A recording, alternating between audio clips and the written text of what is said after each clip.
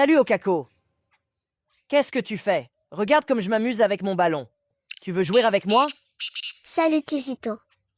Non, je ne peux pas. Je révise mon cours de sciences et j'ai déjà sommeil. Cours de sciences? Tu parles.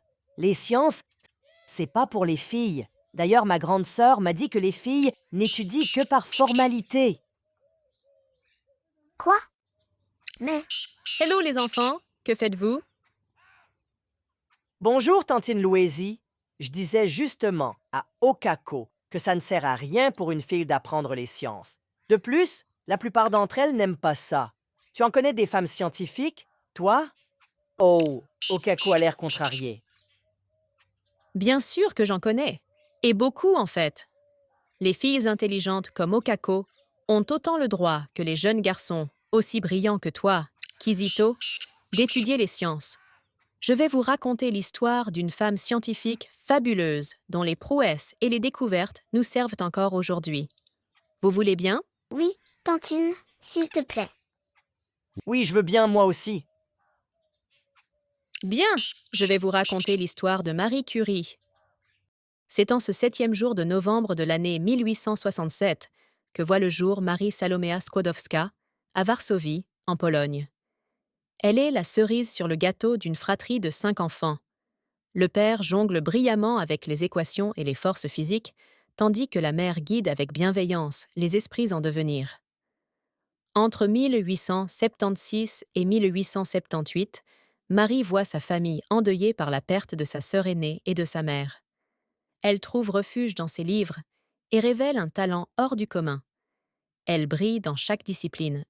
Les femmes ne pouvant pas aller à l'université en Pologne, Marie continue ses études à Paris, à l'université Sorbonne, en faculté de sciences. Par son travail acharné, Marie décroche un premier diplôme en physique, puis en mathématiques grâce à une bourse d'études. Elle compte repartir en Pologne, qu'elle n'a jamais oubliée, mais une belle rencontre la retient en France. Un chef de travaux de physique dénommé Pierre Curie, rencontré alors qu'elle travaille dans un laboratoire de recherche physique. En 1895, elle épouse Pierre, qui, en plus d'être son époux, sera son collaborateur pendant 11 ans. Modeste, ils créent un laboratoire de fortune dans leur étable, qui leur sert aussi de hangar à pommes de terre.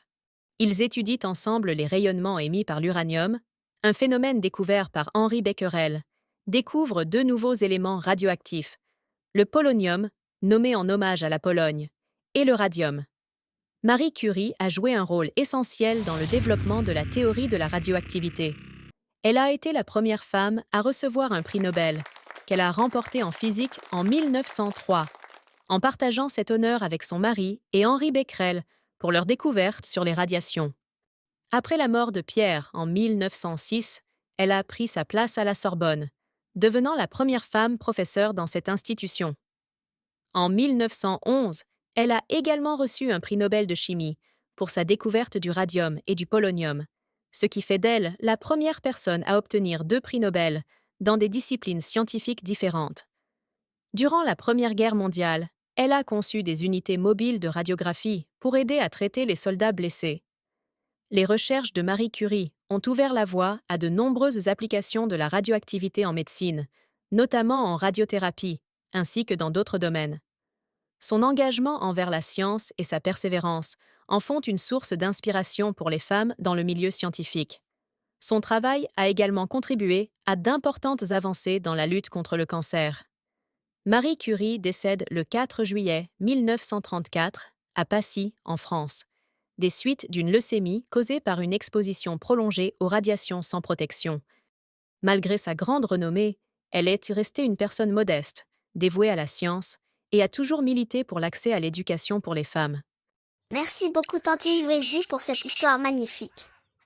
Moi aussi, je veux devenir comme Marie Curie. Elle était tellement intelligente. Mais en fait, moi, je pense que je vais devenir astronaute pour monter dans le ciel parce que c'est tellement beau. Je suis d'accord avec Okako. Waouh! Marie Curie était une femme formidable. Je vais raconter cette histoire à ma grande sœur et lui dire qu'elle peut aussi faire les sciences. Non? Mais, dis Tantine, tu en as d'autres? Des histoires comme ça, je veux bien en entendre encore plus. Ha ha ha ha ha! Je suis ravie que vous aimiez cette histoire.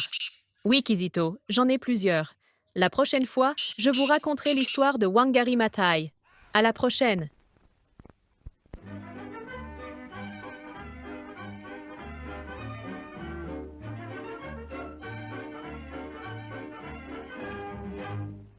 Authority granted by the Board of Chancellors, I take the greatest pleasure and honor in presenting to Madame Curie the gold medal of our college, the highest mark of distinction which we can confer upon anyone.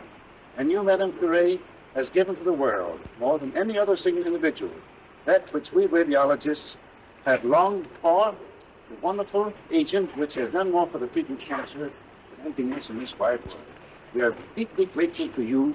We appreciate you coming here for this honor, which we're glad to bestow upon you. Try to give us all you have.